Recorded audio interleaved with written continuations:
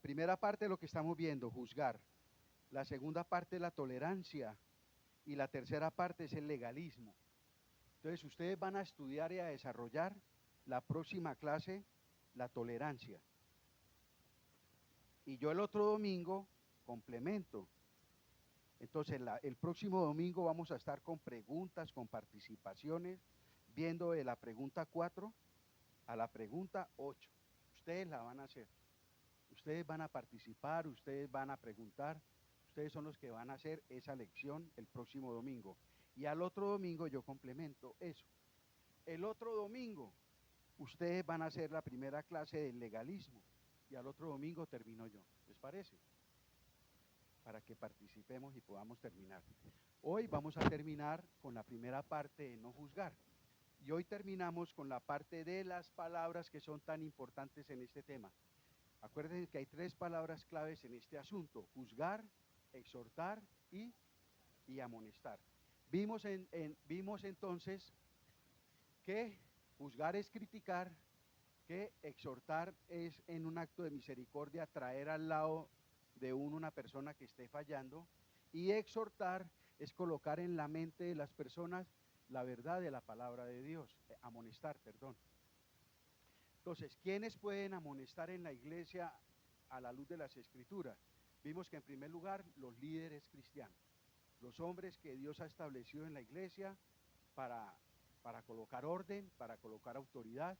Ellos son los llamados a amonestar al pueblo de Dios. Cuando caemos en conductas inapropiadas, tenemos la responsabilidad de sembrar en la mente de las personas, eso es amonestar, la palabra del Señor, para corregir conductas, para corregir un mal camino. Pero no solo los ancianos amonestan a la grey también puede amonestar ¿a quién? A los ancianos, cuando pecamos y cuando fallamos.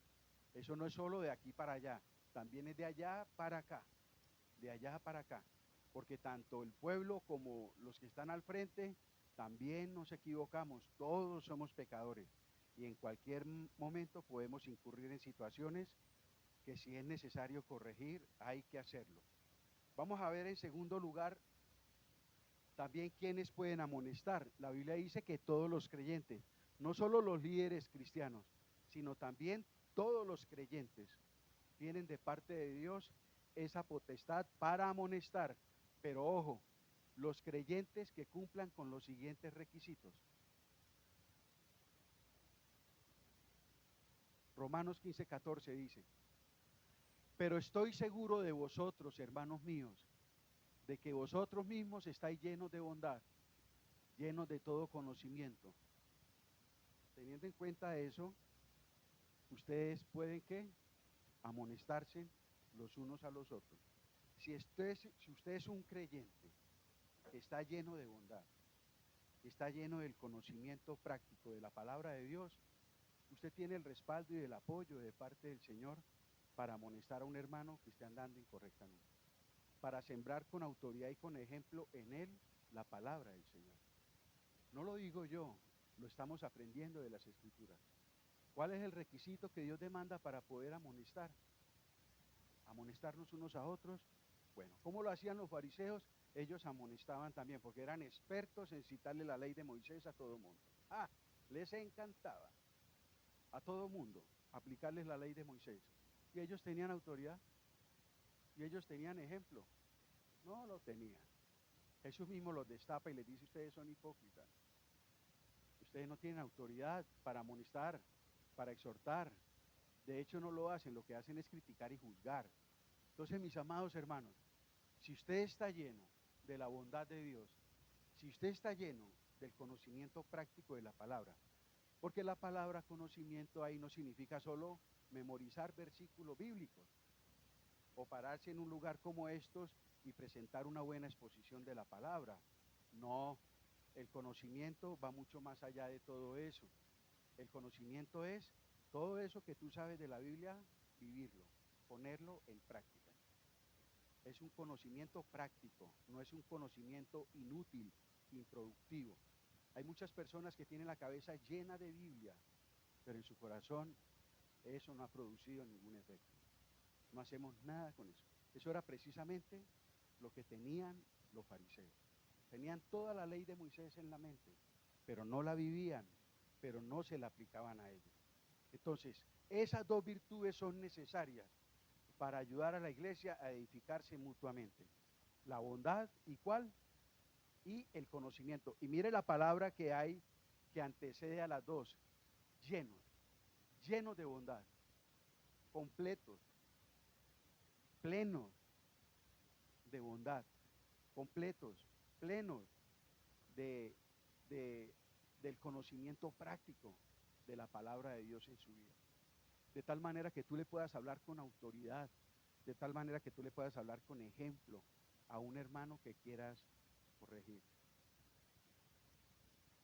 Bueno, la palabra bondad, aquí tengo una definición. La palabra bondad en primer lugar es un fruto del Espíritu Santo. En primer lugar, mire lo que es. Nosotros por naturaleza no somos bondadosos. Los seres humanos, no, así seamos cristianitos, por naturaleza no somos bondadosos. Somos egoístas por naturaleza. Por eso la bondad en el cristiano es un fruto del Espíritu Santo. Allá tú lo puedes leer en Gálatas 5, 22 y 23. Allá aparece la bondad como fruto del Espíritu Santo.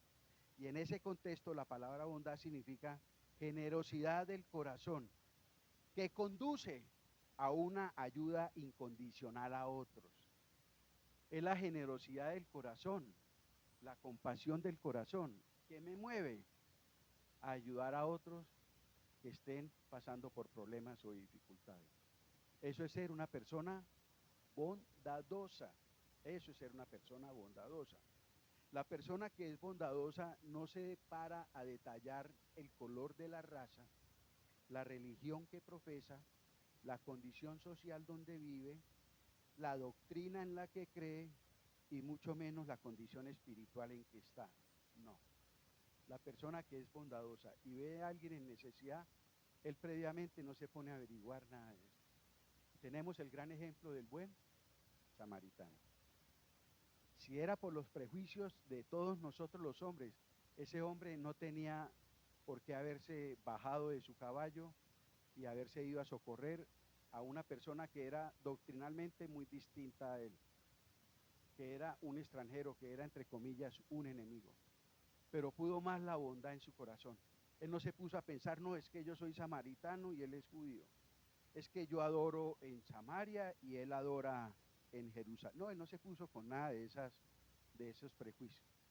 Nosotros los hombres, desafortunadamente, muchas veces estorbamos la obra del Espíritu Santo en ayudar a nuestros semejantes por, por, por pegarnos de estos detalles.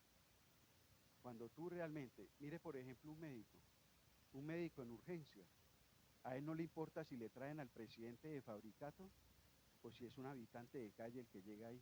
Él no se pone a pensar eso. Yo pienso que ellos tienen ética y yo nunca he visto a un médico haciendo acepción de personas, al menos yo. Y me tocó trabajar en urgencias en hospitales como policía. Y ahí entraban heridos de toda clase, enfermos de toda clase. Y yo nunca vi un médico preguntar en dónde vive, qué religión practica, si es negro, si es blanco, no. Él estaba en función de qué? De ayudar a esa persona que tenía necesidad, de salvarle la vida. Son actos generosos, son actos loables, donde tú no te detienes a considerar muchos prejuicios y detalles, no. Ves la necesidad y te mueves a hacerlo. Eso es lo que marca la diferencia. Por ejemplo, hay religiones. El musulmán por lo general es muy radical. El musulmán es muy radical. Si tú no eres musulmán, muy difícilmente vas a encontrar una mano extendida de parte de ellos. Pero por eso el cristianismo marca la diferencia. Porque nosotros los cristianos, y más nuestro maestro, él no se pone a mirar esas situaciones. Porque su corazón está lleno de ¿qué? De bondad. Entonces la bondad es el acto del corazón que me mueve a mí a ayudar a un prójimo en necesidad. En este contexto de iglesia, el hermano que está lleno de bondad, él no se para a criticar ni a juzgar al hermano que cayó en pecado. Su bondad no lo deja pensar así. Su bondad lo lleva a que se arrodille y con dolor empiece a orar al Señor por esa persona. Su bondad lo lleva a que, Señor, ayúdame. Si tú quieres, Señor, pon en mí tus palabras, las actitudes para ayudar a ese hermano que está en esa situación. Qué bonito. Esas son las dos condiciones que dice la Biblia que debemos tener los cristianos para amonestarnos. Nuestro corazón lleno de bondad, pero también de conocimiento. ¿Conocimiento de qué? De la palabra de Dios, un conocimiento práctico, hermano, práctico de la palabra del Señor. Recordemos, la bondad cuida de no lastimar, de no seguir lastimando, de no seguir hundiendo al que ya está afectado. Y el conocimiento permite entender qué es lo que el hermano necesita y cómo ayudarlo. Mire las dos cómo se complementan. La bondad me hace que yo tome el asunto con mucha delicadeza. Y el conocimiento práctico me da la gracia, el entendimiento de la situación para poder dar un consejo práctico, una ayuda necesaria a esa persona. Recuerden que se trata de un hermano. Recuerdan el pasaje de Tesalonicenses, pero amonestarle, exacto, como a un hermano. Recuerden que si el día de mañana Sergio, William, el hermano Guillermo, David, cualquiera de nosotros, incurre en un pecado, recuerden, pensemos esto, no deja de ser nuestro hermano, no se convierte en un enemigo, no es nuestro enemigo, es nuestro hermano, es como un hijo. Cuando un hijo saca las manos muy feas, cuando un hijo empieza a asumir actitudes groseras y decisiones equivocadas, deja de ser nuestro hijo. No, claro, nos da dolor y hay que tomar medidas fuertes, pero en el fondo del corazón lo seguimos amando, porque es nuestro hijo. Recordemos, hermanos, no podemos sacar una muela sin saber primero cuál es la muela mala. Tú llegas donde un odontólogo y le dice, doctor, tengo un dolor de muela. Bueno, acuéstese. Y el doctor empieza a ensayar. ¿Qué hubo? Ya lleva 10 muelas afuera. ¿Qué hubo? No, doctor, sigo con el dolor de muela. Ya lo último lo deja mueco. Hasta que digo, no, un doctor sabio. Primero él entra a investigar cuál es la muela de las. ¿Cuántas muelas tenemos nosotros? ¿Cuántas? 78. Hay algunos hermanos que tienen una sonrisa tan linda que parece que tuvieran 200 dientes. Entonces no podemos extraer una muela que esté generando problemas si no sabemos cuál es la muela que está enferma. No podemos ir a ayudar a un hermano que está pasando por situaciones, que está aún generando problemas, si no sabemos realmente qué es lo que pasa. Pero una persona sabia, llena de bondad y conocimiento, también se contextualiza para no ir a hacerlo equivocadamente. Creyente lleno de bondad. Lo contrario es intransigencia, insensibilidad, intolerancia y sabiduría, que es conocimiento. Estas capacidades son necesarias para podernos amonestar unos a otros. ¿Está usted lleno de bondad? ¿Está usted lleno de conocimiento? Tiene de parte de Dios el permiso para amonestar a su hermano cuando esté andando equivocadamente. De hecho, va a ser un instrumento en las manos del Señor para hacerlo. De modo pues que no solo son los pastores y ancianos, todos nosotros, si cumplimos estos requisitos, tenemos la autoridad de parte de Dios para amonestarnos en amor. Por eso Jesucristo dice, si ustedes ven a un hermano pecar, déjenlo. ¿Es trabajo de los pastores? ¿Qué dice? No. En dos oportunidades la Biblia enseña de cuando tú te des cuenta de un mal caminar de un hermano, de no hacerse el de la vista gorda, ni mucho menos equivocadamente pensar que es un trabajo de los pastores, no. Si Dios le muestra a usted a algún hermano que está andando mal, usted es la primera persona que Dios está esperando que vaya y lo exhorte y lo amoneste, pero hacerlo como la Biblia lo dice, perdón, como todo lo que hemos venido mirando. Dice en Santiago 5, 19 y 20, dice el hermano Rochunga, Santiago 5, 19 y 20. A mí me patinó por mucho tiempo ese versículo. Uno se lo puede malinterpretar. Exacto. Dice, hermanos, si algún día se aparta Hermanos, si alguien un día se aparta del Señor, y en la Valera como dice, hermanos, si alguno entre vosotros, está hablando de otro hermano, hermanos, si alguno entre vosotros se ha extraviado de la verdad, y aquí dice, hermanos, si alguien de nosotros los cristianos algún día se aparta del Señor, y ustedes, vean, no dice los pastores, no dice los ancianos, y ustedes los ayudan a qué, a que se acabe de hundir, a recapacitar, habrán librado de la muerte a un alma errante y habrán conseguido el perdón de sus pecados. Mire qué maravilloso pasaje de la Escritura para este tema que estamos hablando. Y en la Valera dice, hermanos, si alguno entre vosotros se ha extraviado de la verdad y alguno lo hace volver, sepa que haga volver al pecador del error de su camino, salvará de muerte un alma y cubrirá multitud de pecados, mis amados hermanos. Si un cristiano, según el texto, ve que un hermano se ha extraviado de las grandes verdades doctrinales de las Escrituras, ve que no están dando conforme a la palabra de Dios y al testimonio de un verdadero cristiano, ¿qué debe hacer ese hermano? Debe, exacto, él puede hacerlo volver a la comunión con Cristo, a la comunión con la iglesia, si está lleno de bondad, si está lleno de conocimiento, como veíamos anteriormente. Y hay dos consecuencias de ese trabajo, de esa obra de gracia. ¿Cuáles son? La primera, salvará de muerte física al pecador. Ahí no está hablando de muerte espiritual, porque nosotros no salvamos a nadie, ni física ni espiritualmente. Y en el Nuevo Testamento se creía y se enseñaba y se practicaba que un cristiano en pecado, que esté dando mal testimonio del Evangelio, que no tenga la más mínima intención de arrepentirse, la iglesia primitiva enseñaba y creía que esa persona estaba en peligro de muerte física. Por ejemplo, Primera de Corintios 11:30 dice Rochunga, la versión Rochunga. Por eso tantos de ustedes están débiles y enfermos, y varios físicamente. Es una muerte física, no es una muerte espiritual, es una muerte física.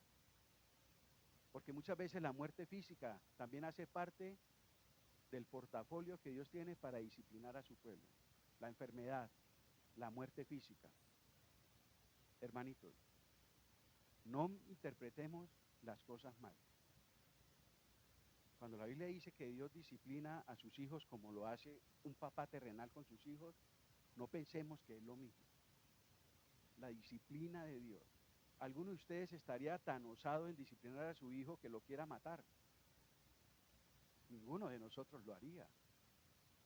Y parecería terrible. Pero Dios en su soberanía y sabiduría, Él sí lo corta a uno en un acto disciplinario. Y eso no deja de ser una muestra de amor de Dios. Y yo he sido testigo en varias oportunidades de que esto es verdad. Cuando hay un cristiano que se endurece y se aparta del camino del Señor y empieza a pisotear la sangre del Señor Jesucristo y empieza a dar un mal testimonio del Evangelio, llega un momento en que Dios le dice a los cercanos, quítense en todos ustedes, que yo voy a tratar personalmente con mi hijo. Y cuando esa situación ocurre, hermanos, nada bueno, entre comillas, físicamente, le espera a esa persona. Una enfermedad o aún la misma muerte. Hermana Elizabeth.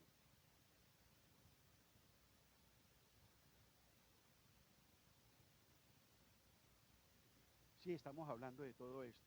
Mire, mire lo que uno puede salvar a un hermano que esté empecinado en pecar. Cuando Dios utiliza otro hermano de la iglesia, lo puede estar librando de un acto disciplinario como la muerte, pero la muerte física, porque ahí lo dice Santiago. Sepa que el que haga volver al pecador del error de su camino, salvará de muerte un alma, salvará de muerte física. porque es un hermano que muy probablemente, si sigue en esa condición, Dios va a tomar cartas en el asunto y lo puede cortar. Y el Señor lo ha hecho y lo sigue haciendo.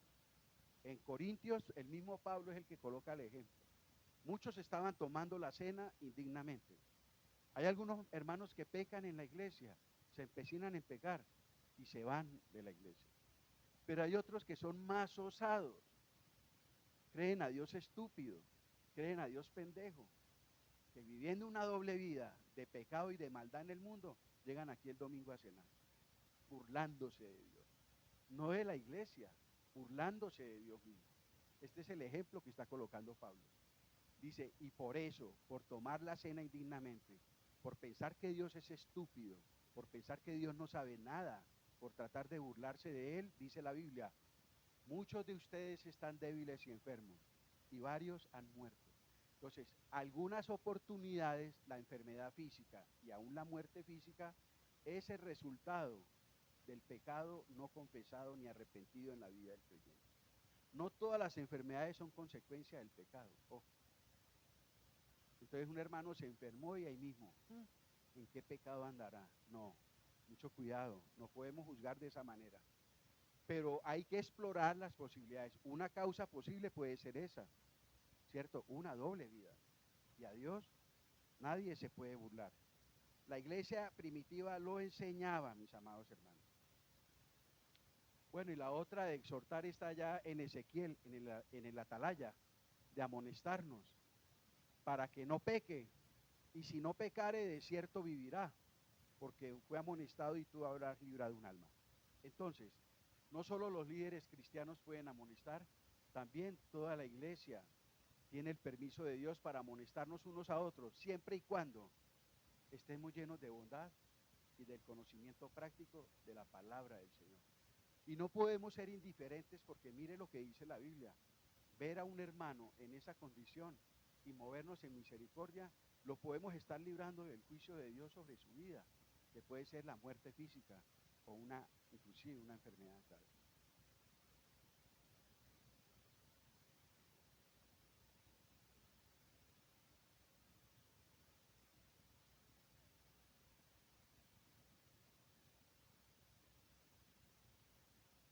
Amén. Gracias, hermana Miriam. Colosenses 3:16. Exhortándonos. De modo pues que la exhortación no solo es de parte de los pastores a la iglesia. Todos en la iglesia. Pero ojo con las dos virtudes o condicionantes. Estar llenos de qué?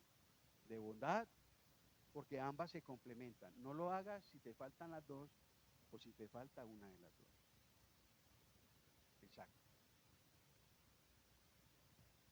Ananías y Zafira, mire, se trataron de burlar de Dios, de engañar a Dios y cayeron bajo el juicio del Señor. Y muchos ejemplos más.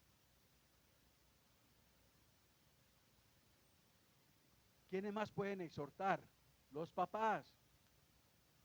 Efesios 6:4 dice, y vosotros padres no provoquéis a ir a vuestros hijos, sino criarlos en disciplina y amonestación del Señor.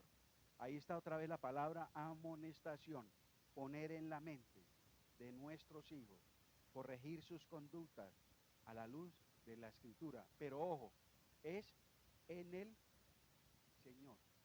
¿En amonestación de quién? Del Señor. No amonestación del papá, no amonestación de mamá. Es en amonestación de Él. Y yo resumo en una frase que es amonestar a nuestros hijos en el Señor. Papás y mamás que enseñan con doctrina y con ejemplo.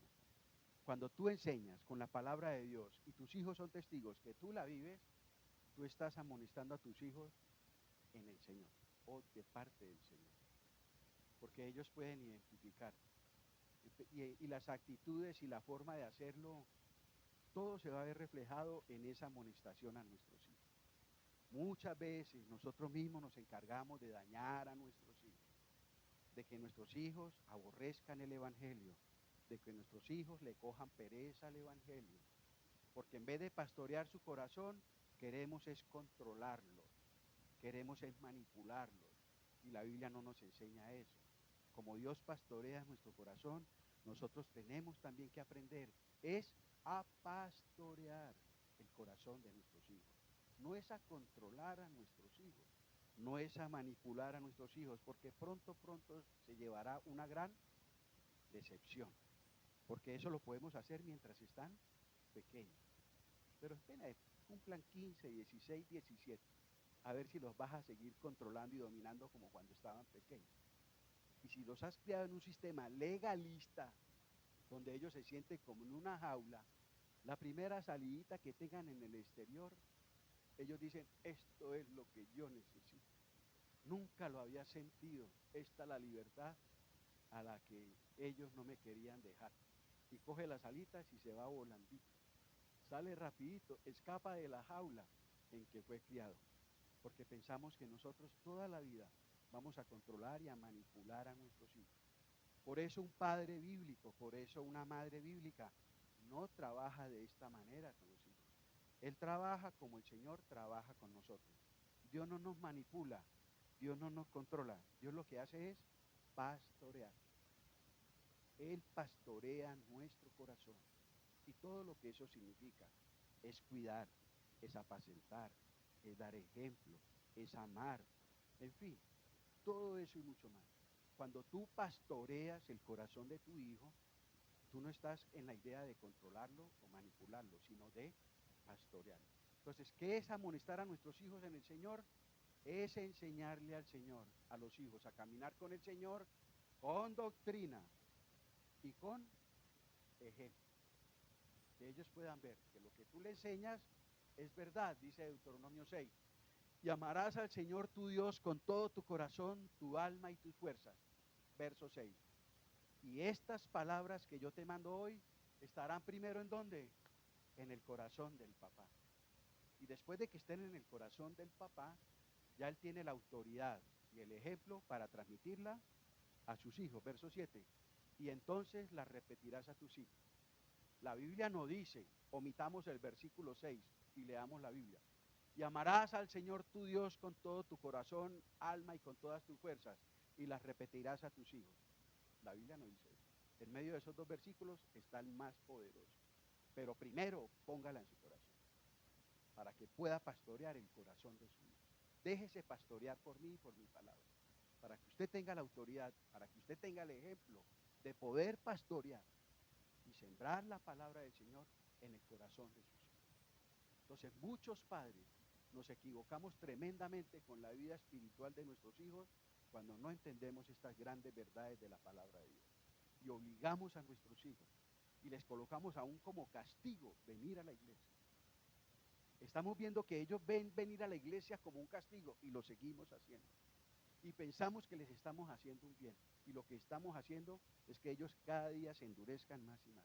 Me ha tocado ver en esa silla a muchos adolescentes sentados. Y con el mero hecho de verlos sentados, dice mucho. Dice mucho. Con las actitudes, con la manera como se sientan. Realmente tú ves ahí, perdónenme la expresión, el bulto. Pero el chico, ¿en dónde está? Él no quiere ni venir acá. Él está viniendo acá obligado. Porque si no viene, no le compran el celular.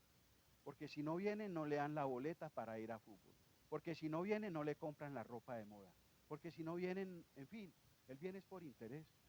Pero apenas tenga un poquito de libertad, por aquí no lo volvemos a ver ni en pintura, ni en pintura. ¿Y quién es el responsable? ¿El hijo? ¿Quiénes somos los responsables? Nosotros los papás, por no haber hecho las cosas como Dios dice. Debemos tratar a nuestros hijos como Dios nos trata a nosotros. Como Dios nos trata a nosotros, mis amados hermanos. Entonces, y estas palabras que yo te mando hoy estarán sobre tu corazón y sobre toda tu casa.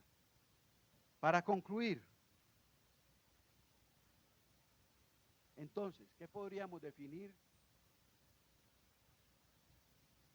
en cuanto al tema de juzgar? ¿Qué debemos evitar cuando el Señor nos amonesta a no juzgar a nuestro prójimo? En primer lugar, no hacerlo con la intención de destruir a esa persona.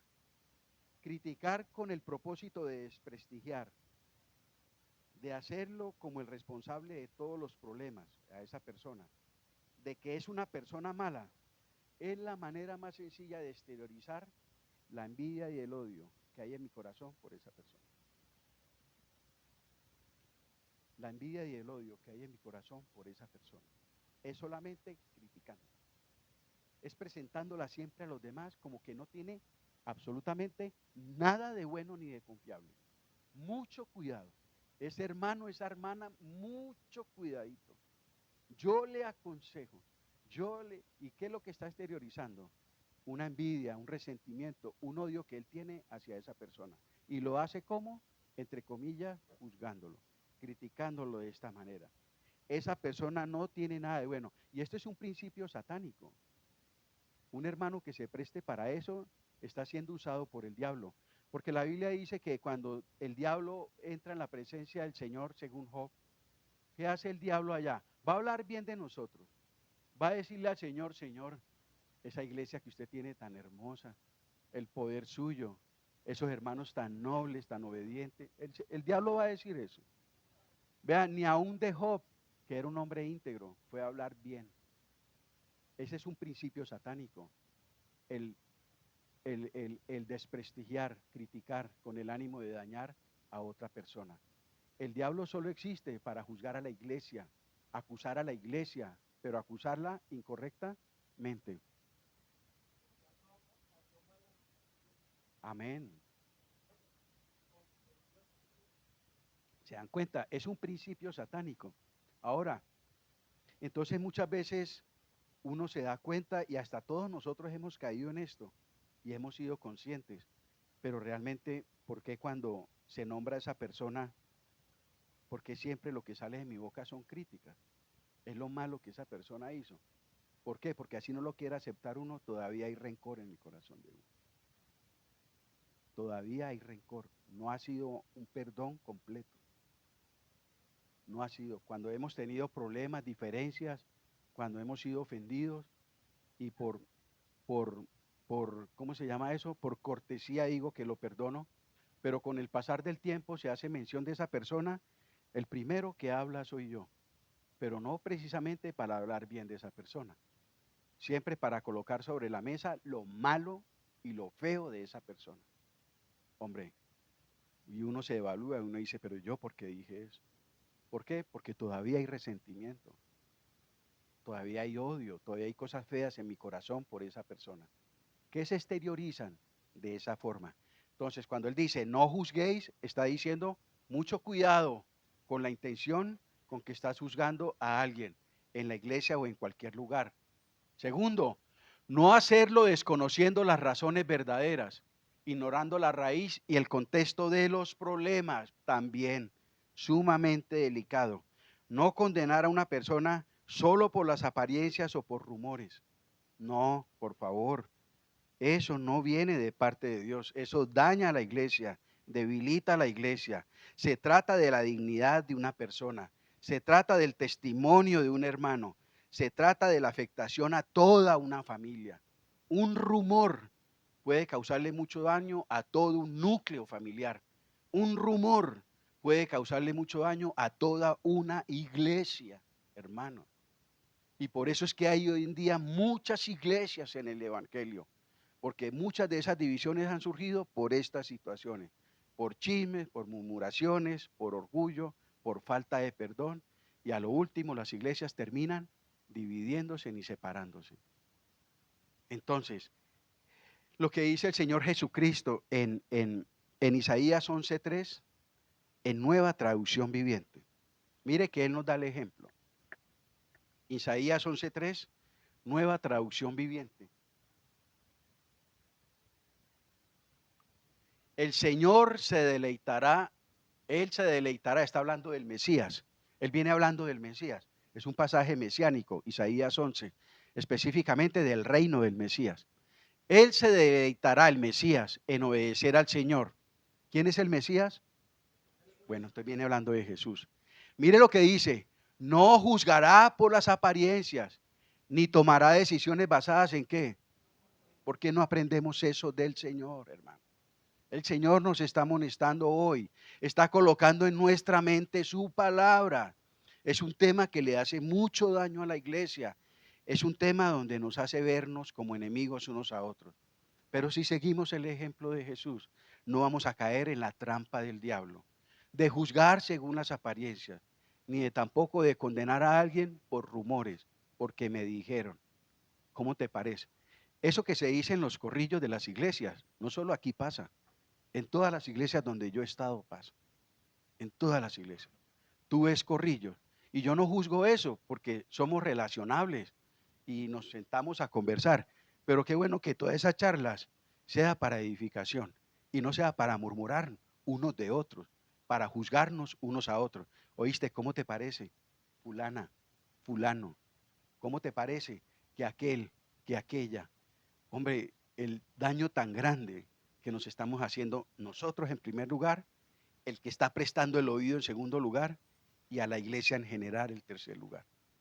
Porque si queremos imitar al Señor Jesucristo ante ese tipo de situaciones que debemos hacer, no podemos mucho menos dar por sentadas cosas de una persona solo por un rumor, solo porque me contaron. No, hermano, por favor.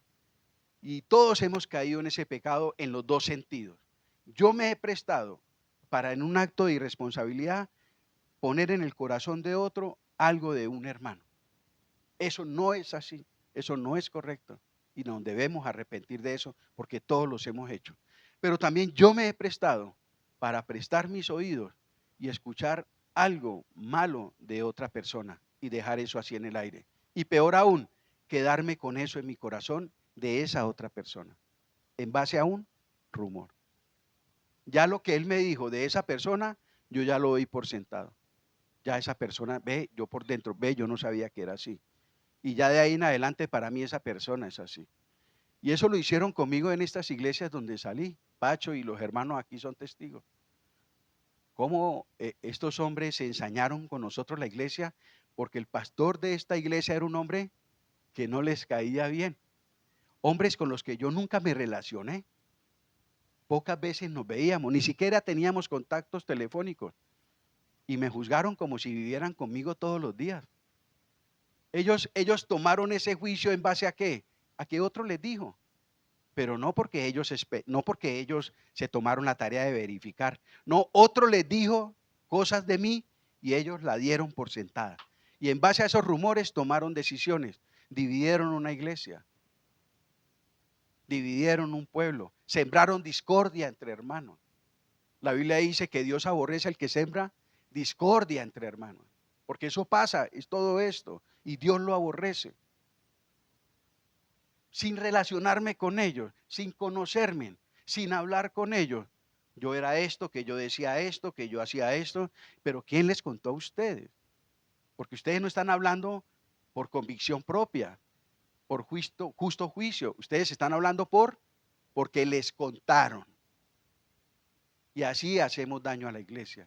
Y así entristecemos el corazón del Señor.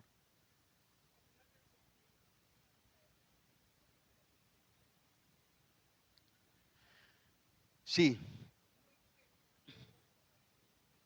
amén. Hermanito, voy a 1000 por hora, porque yo prometí terminar hoy. Déjenme terminar, sí. Yo sé que muchos me están levantando la manita. Déjenme terminar porque la idea sí es terminar hoy este tema de juzgar. Entonces lo estoy resumiendo, porque la idea es que aprendamos, tengamos algo práctico. Entonces, no condenar ni juzgar por rumores o por apariencias, hermano. No, no, por favor. Volvamos a la diapositiva. Tengamos el ejemplo del Señor Jesucristo, que Él no emite ese tipo de juicios según las apariencias o según los rumores. No lo hagamos. Otra, no hacerlo pensando que somos superiores a otros. Lucas 18:9. No hacerlo con aire de superioridad, de mega espiritualidad. Y por lo tanto, esto me da a mí toda la autoridad para humillar y menospreciar al que está en pecado. Los fariseos, a unos que confiaban en sí mismos como justos, el hecho de creerme yo más santo y más justo que otro, indefectiblemente, me va a llevar a menospreciar a mis hermanos. Y mucho más cuando caen en pecado. No va a haber bondad en mi vida. Va a haber es condena, condena y condena. ¿Por qué? Porque yo tengo aires de superioridad. Yo tengo aires del arcángel Gabriel, Miguel. Me falta un poquito para estar en el cielo. Y por lo tanto me creo con toda la autoridad para coger a un hermano que pegó y trapearlo por toda la iglesia. ¿A usted cómo se le ocurre? ¿A usted no le da vergüenza? ¿Qué pensará el Señor? Qué tristeza. Yo nunca pensé que usted fuera. En fin, con las actitudes, con los gestos, con el tono de voz, con las palabras hirientes. Ayer en la reunión de matrimonios leíamos, que se me olvidó explicarles, cuando la Biblia dice: maridos, no sean ásperos con sus esposas. Esa palabra áspero, ¿sabe qué significa en el griego? Puntiagudo. ¿Sabe qué hace un objeto puntiagudo? Hiere. Una puntilla es puntiaguda. Un cuchillo es puntiagudo. Si te lo empiezan a meter en el corazón, ¿qué vas a sentir?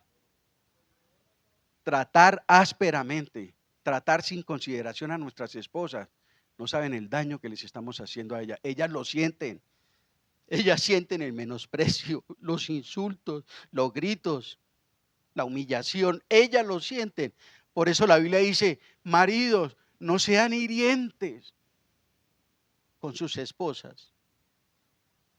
Pero también lo podríamos perfectamente aplicar a este contexto. Hermanitos, no seamos ásperos unos con otros, por favor. Por favor. Aquí no se trata de terminar de derrotar al que se está cayendo. Se trata de restaurarlo. No seamos ásperos entre nosotros. Por favor, tengamos misericordia unos de otros. No utilicemos la palabra de Dios como un puñal para herir. No, así no es. Así no nos trata el Señor.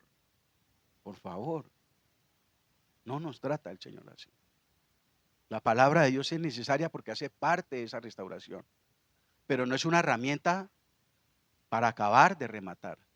Es una herramienta útil para ayudar a restaurar, mis amados hermanos.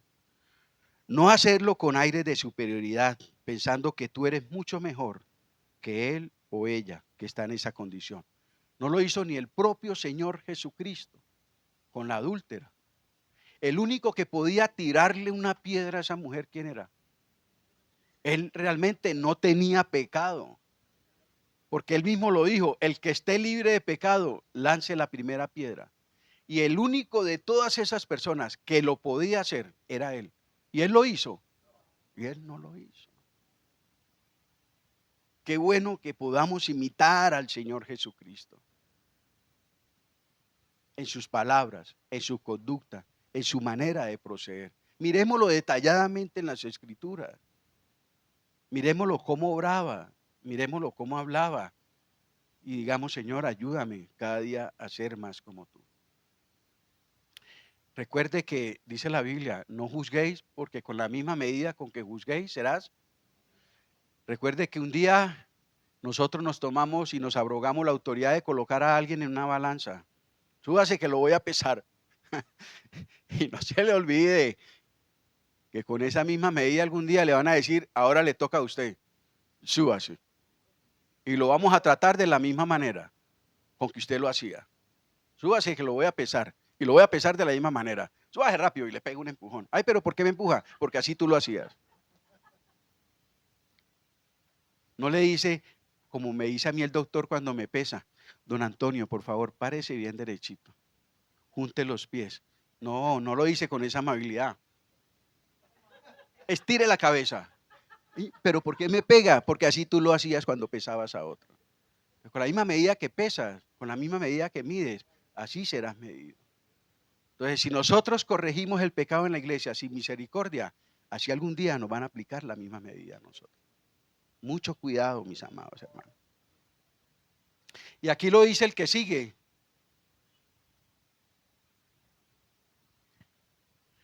Ay, no hacerlo con dureza, no hacerlo sin misericordia, porque la Biblia dice que juicio sin misericordia no quiero, dice el Señor.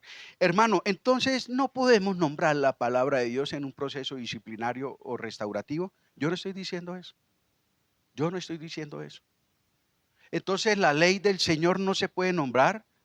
Era incorrecto lo que hacían los judíos al tomar la ley del Señor para condenar a las personas. No, porque todos estos motivos estaban en el corazón de ellos. La palabra en sí no es la mala. La mala es el corazón del que está estableciendo ese tipo de juicio. Porque realmente, ¿qué es la ley? ¿Qué dice Gálatas 5:14? Gálatas 5:14, mire lo que enseña la Biblia. Porque toda la ley, toda la letra, toda la doctrina, todos los estatutos y mandamientos del Señor en el Antiguo y en el Nuevo Testamento, porque toda la ley en esta sola palabra se cumple. ¿Cuál es? ¿Se da cuenta? Restaurar sin amor, sin misericordia, es un legalista, es un fariseo, es un intransigente. Ay, pero yo lo estoy haciendo a la luz de la palabra del Señor. Sí, pero mira lo que dice, lo que es realmente la palabra del Señor. Ahí se resume la ley, los profetas y toda la palabra de Dios. En esta sola palabra se cumple: amarás a tu prójimo como a ti mismo. Qué bello, qué maravilloso. Y así lo hacía y así lo sigue haciendo el Señor Jesucristo. Por último, medite en su propia condición antes de ver los errores de los demás. Mire todas estas situaciones. Muchas veces juzgamos a otros con todo esto. Por eso el Señor dice: no critiquen, no juzguen si ustedes están en esta situación, si lo hacen con esas intenciones. Cuando me detengo a juzgar la vida de otros, soy un hipócrita, porque la vida que debo juzgar es la mía, no la de otros. Un hombre llamado Elí.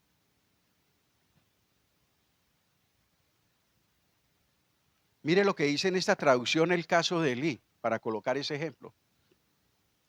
Resultó que la mujer oraba ante el Señor, Ana. Mientras tanto, Elí, ¿qué?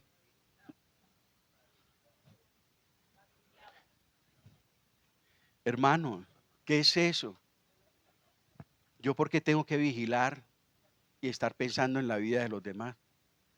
Yo no tengo que vigilar a nadie. ¿Alguien aquí se ha sentido vigilado o perseguido por mí? Yo estoy detrás del hermano Alex, siguiéndole las redes sociales, oyéndome a las paradas de bus, poniéndome un bigote y un sombrero y mirando a ver si él habla con otra mujer o no. Yo iba por los bares de Medellín mirando a qué hermano de la iglesia encuentro en el bar. Yo iba siguiendo las redes sociales a ver qué mujer se viste así o así. Un policía espiritual. Eso está en una religión como el Islam. El Islam sí tiene una policía espiritual. Nosotros no tenemos que hacer eso, hermanos, porque mire, eso lo hacía Elí. En cuanto a Ana hablaba en su mente, solo se movían sus labios, no se oía su voz. Por eso, por Elí estar mirando lo que no tenía que mirar y no mirarse él, empezó a pensar mal. Por eso Elí pensó que era una borracha. Y si él no hubiera tenido ese diálogo con ella, él mismo se empieza, esa mujer, ojo con esa mujer, llama a los sacerdotes y le dice: les voy a pedir un favor, cuando esa muchacha venga nuevamente a orar, no me la deja entrar, porque siempre viene borracha. Entonces los sacerdotes eso lo riegan a todo el mundo: uy, pilas con esa muchacha, que ella cuando viene a orar, el sumo sacerdote dijo que siempre viene borracha. ¿Y cómo queda ya lo último ella delante de todo el pueblo? ¿Como una qué? Como una borracha. Por estar mirando lo que no tenía que mirar, por estar vigilando lo que no tenía que vigilar. Dios no nos llama a ser vigilantes de nadie, ni a mirar la vida de otros. Lo que está oculto en la iglesia, no se preocupe, usted no tiene que mirarlo. Dios se encarga de sacarlo a la luz. Yo no tengo que estar como pastor detrás de ningún hermano en la iglesia. Si uno de nosotros está viviendo una doble vida, téngalo por seguro. Tarde o temprano, Dios lo saca a la luz. El Señor cuida de su iglesia. Pero yo no tengo por qué estar en esa tarea de estar vigilando y supervisando cómo están andando los hermanos en la iglesia. Ni yo ni ninguno de nosotros. Eso es horrible, eso es feo, eso es legal. Religión. Eso no se hace. Hermano, mire, para la muestra un botón. Ahora, ¿y él no se miraba cómo estaban los hijos de él? ¿Cómo él se atrevía a juzgar a esta mujer y a juzgarla sin razón? ¿Y cómo estaban los hijos de él? ¿Se da cuenta? Por eso es que el Señor dice: no juzguen, no critiquen, por favor. Primero, mírense en ustedes mismos. Preocúpense por ustedes mismos. Júzguense en ustedes mismos antes de creerse en tener la autoridad para juzgar y criticar a otros. Porque eso le hace mucho daño al pueblo de Dios. Entonces, ¿Por qué te fijas en la astilla que tiene tu hermano en el ojo y no le das importancia a la viga que está en el tuyo? No juzguemos de esa manera. No lo hagamos. Hermano, entonces no hay que juzgar. Bueno, hay que juzgar la herejía en la iglesia, hay que juzgarla. Hay que juzgar conductas cuestionables, públicas en la iglesia, comportamientos que están dañando el testimonio y la unidad de la iglesia, que son públicos, que son veraces. Claro que eso hay que juzgarlo. Claro que eso hay que correrle y hay que movernos. Pero en cuanto a todo lo otro,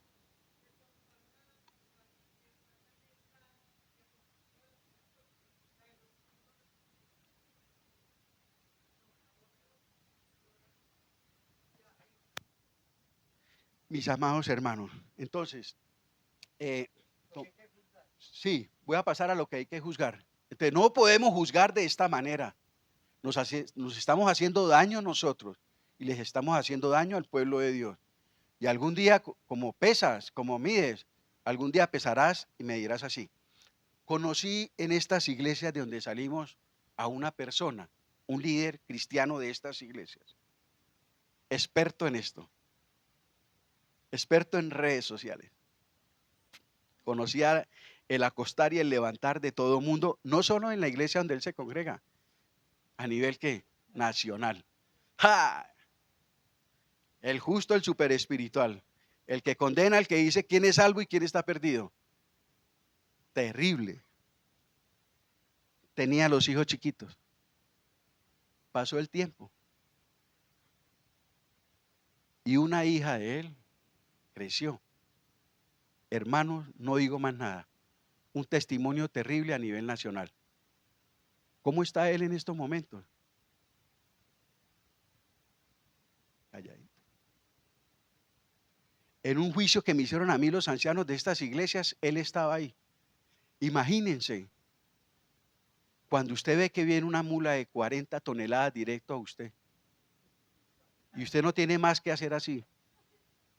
Cuando le dieron la palabra a él, yo hice, si todos estos me han dado varilla, ahora llega este hombre.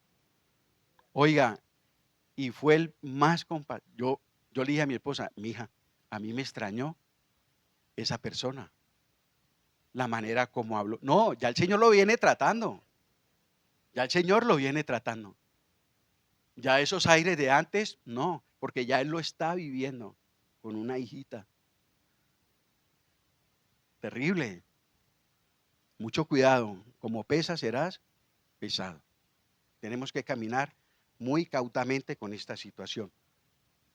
¿Qué sí podemos juzgar? Podemos juzgar la herejía, la falsa doctrina. Podemos juzgar conductas abiertamente pecaminosas y que afecten la santidad de la iglesia y el testimonio del evangelio. Pero a pesar de todo esto, no podemos olvidarnos de hacerlo con bondad y con misericordia. Si el hereje, si el pecador no arrepentido insiste, bueno, no hay que pelear con él ni nada, simplemente hacer lo que la Biblia dice, tenle por publicano y gentil. Después de una y otra amonestación, expúlsalo, deséchalo, pero no hay que enfrascarnos en nada personal. Antes hay que orar por esa persona y no olvidarnos de la misericordia. Conclusión, la crítica tiene la intención de destruir, desprestigiar, avergonzar, resaltar siempre lo negativo de las personas. Imitas a Jesús, imitas a Jesús, imitemos a Jesús, que siempre está en pro de restaurar, de salvar, de perdonar, de rehabilitar.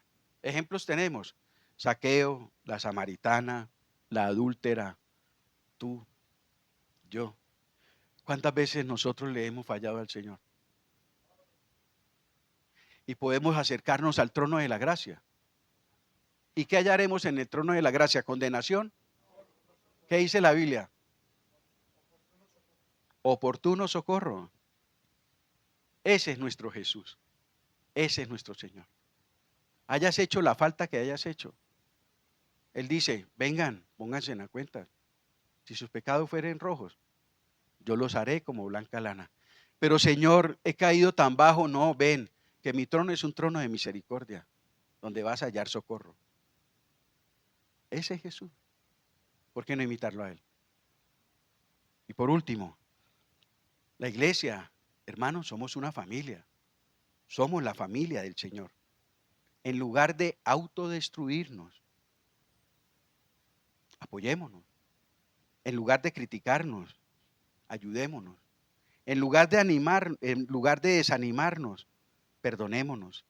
En lugar de juzgarnos, reconciliémonos. Y en vez de condenarnos, pidamos al Señor por salvación. La caída de un creyente nunca debería convertirse en un circo o en un espectáculo en la familia de Dios. Pero hoy, tristemente, las personas reaccionamos más como jueces que como Jesús. En lugar de sanar, exponemos, avergonzamos, destruimos al que ha caído. Olvidamos que el que peca de por sí ya está sufriendo y sin compasión contribuimos a su destrucción.